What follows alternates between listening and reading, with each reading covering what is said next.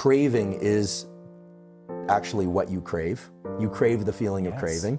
Is beautiful because what it means is that you don't allow yourself to go so far down the arc of the dopamine trajectory to get to the other source of motivation. So there are two sources of motivation as it relates to dopamine, and then we can think about tools that we could export from these that are nested in neurobiology. The first is to do what you do, which is to be able to sense the craving as its own form of pleasure. This has kind of remnants of Carol Dweck's growth mindset, that you eventually develop a pleasure in the seeking and the striving. Has flavors of David Goggins, where it seems like he gets pleasure from the friction itself. And so there are elements of that. You seem to have that as well. But if you can start to identify the craving as its own internally released drug, this thing dopamine, that is a source of motivation, then what you realize is that capturing the reward is wonderful, but attaching dopamine to the reward is actually a little bit dangerous. Celebrating the win more than the pursuit, it actually sets you up for failure in the future. And so this gets us right into something called dopamine reward prediction error. And reward prediction error is basically if you expect something to be really great, and then it's not quite that great, your dopamine baseline lowers. And now understanding what we know about dopamine, that means that not only did you feel as if you lost because it wasn't as much a celebration as you thought it would be, but it also means that you're starting from a lower place, meaning you are less motivated. Now, the simpler way to conceptualize this is anytime you have a bunch of dopamine and you're in pursuit, after you achieve a win, now this could be a business win, a relationship, a win of any kind, but inevitably there's going to be a tipping back of the scale on the pain side. And that pain side is always going to go a little bit higher than the dopamine side. So this is what you would feel if you pursued a goal like building a big company. Here it comes, the big sale.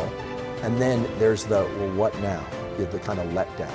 Now, if you simply wait and stop pursuing dopamine for a short while, the scale starts to reset. The problem is a lot of people immediately roll right into the next pursuit. And then what happens is that scale starts to get stuck on the pain side. A little bit more. And pretty soon, no amount of seeking will allow you to experience that craving and motivation. So what does this mean in terms of an actual tool? Well, first of all, if people can do what you do, they're going to be in a much better position in life. Doesn't matter if it's school, sport, relationship, any domain of life. If you can start to register, that craving and that friction and that desire, that almost kind of low level of agitation, sometimes high level of agitation, that is that I'm trying to impose my will on the world in a benevolent way, we hope, that's dopamine. It's working with its close cousin, which is epinephrine, which is adrenaline. They are very close cousins. In fact, dopamine manufactures epinephrine. A lot of people don't know this, but adrenaline is actually made from the molecule dopamine. Okay, so those two are hanging out together. It's like crave and work. And then you get the win. And some people allow the big peak in dopamine to be associated with the win. And smart people learn to adjust their celebration internally, right? This is all internal. You could throw the biggest party in the world, but as long as you're kind of laid back and looking at this, not letting yourself get manic crazy, you won't necessarily crash as hard, and pretty soon your system will reset. So you take the day, you clean up the dishes, you relax, you go, what now? I'm feeling a little low. Well, rather than going out and spiking your dopamine again, just wait. Understand that the scale will reset again. Give yourself a few days where you're going to feel a little kind of underwhelmed. Things aren't going to be as interesting. It's going to be hard to trigger that big release because you just had the peak. Well, if you adjust that, you relax, you understand there's always a little bit of a postpartum depression.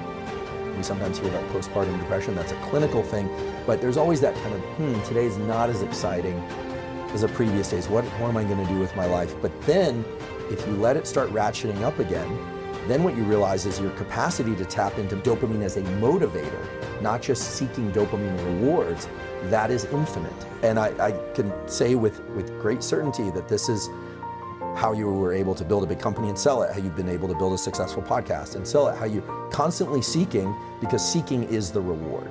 And I think for most people, we think of the reward as the finish line. And so the key is to get to the finish line, step into the end zone, but no end zone dance. It's just like, yep, and now I'm gonna go do it again. That's really the key. That's the key to doing it over and over. And when I see big athletes or academics or anyone or musicians and they rise and crash, it's clear they've lost the touch with the motivation evoked dopamine. And you should always expect that after a bunch of pleasure, there's going to be that low and then that craving. How do I get back to there again? And the key is you have to walk the staircase again. You don't get to do this as a square wave pull. You don't get to just ascend. It's always up, down, up a little bit higher, down, up. That's the function. If you can expect that there will be a little bit of a dip post-win or post-whatever, that's helpful. There's always a refractory period of any kind, so to speak. If you expect it, that's great because you eliminate the downside of the reward prediction error. Reward prediction error can also be conceptualized as, I tell you we're going to go to this restaurant, I keep building up the food. I actually raise the expectation and the requirement that food be really spectacular. Better off I just tell you it's going to be pretty good and then you're wowed by it, right? Because if your dopamine was higher in anticipation than the actual food evoked, well, then it makes sense why you're always integrating over the dopamine release you had previously. The desire to pursue things and to create more of oneself and as a species, whether or not you decide to have kids or not, those circuits all use the one universal currency, dopamine, of wanting more things that are outside the confines of your skin. And that's what's driven forward evolution of individuals and families and cultures and our species as a whole. The element of pain. I think that understanding that pain and pleasure are in this really dynamic balance can also help us in the following way. Any pain that you feel, the longer day, the less sleep, the kind of agony that things aren't working, that power outlet doesn't work, or the internet is slow, whatever it is, the amount of pleasure that you will eventually experience is directly related to how much pain you experience.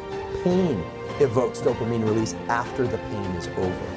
Yesterday I tweaked my back because I do this stupid thing every few years, the same stupid thing, and it's really painful. And then you just remember all the ways in which you can't move around. I was like standing up this morning, and just walking is so painful. As the pain has started to dissipate, you get a little bit of a high, right? You get a little bit of a euphoria. That's dopamine because of the degree of pain that you experienced previously predicts how much pleasure.